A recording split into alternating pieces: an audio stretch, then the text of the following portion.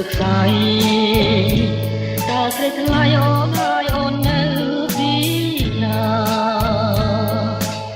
លឺសូរតែសំឡេងបាក់ស្រីបាក់សាអូរ៉ាបងតែណែនតាំងទៅបែកគេលួចខ្ញុំប្រាប់ព្រាមបងផានោះជីវ៉ាលើកំពូលភ្នំដងបានជាមិនប្រទះភ្នែកក្អែកអើយមេត្តាប្រាប់លើលោកនាងថាមានរិទ្ធពេកគុណសូមបន់ត្រង់ក្នុងគ្រានេះម្ដង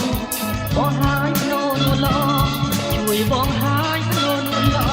ងឲ្យយកបងមុននឹងមក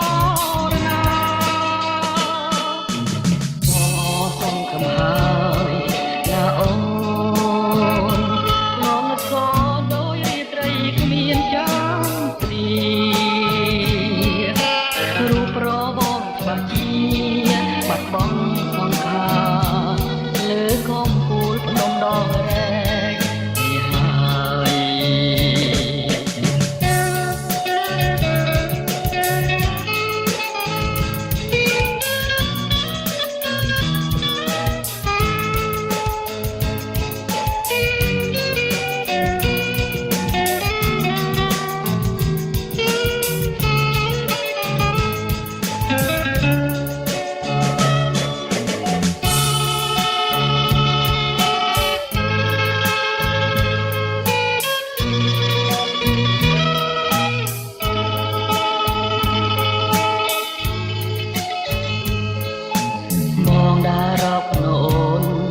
ទឹកស្អីតើស្រីថ្លៃអូនហើយអូននៅទីណាលឺសូរតែសំឡេងបាក់ស្រីបាក់សាអូរ៉ាបងតែណែនតាំងទៅបែកគេលួចស្ដាប់ប្រាប់រៀមបងថានោះជីវ៉ាលើកំពូលភ្នំដង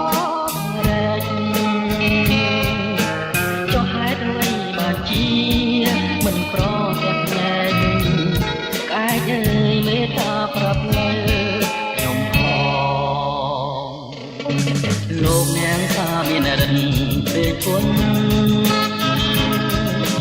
សូមបន់ត្រង់ក្នុងគ្រានេះម្ដងបងហាយខ្លួនល្អជួយបងហាយខ្លួនល្អឲ្យយល់បងមិនដឹងសងខំហើយណាអូនឡងសនដោយរាត្រីគ្មានចានព្រីរូបរបងច្បាស់ជាបាត់បង់សង្ខារលើកំពូលភ្នំដងរែកនេះហើយ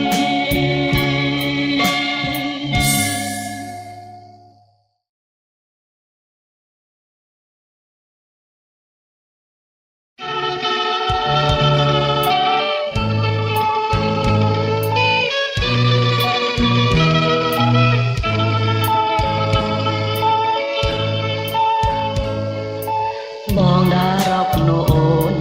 ទឹកស្អីតើស្រីថ្លៃអូនហើយអូននៅទីណាលឺសូរតែសំឡេងបាក់ស្រីបាក់សា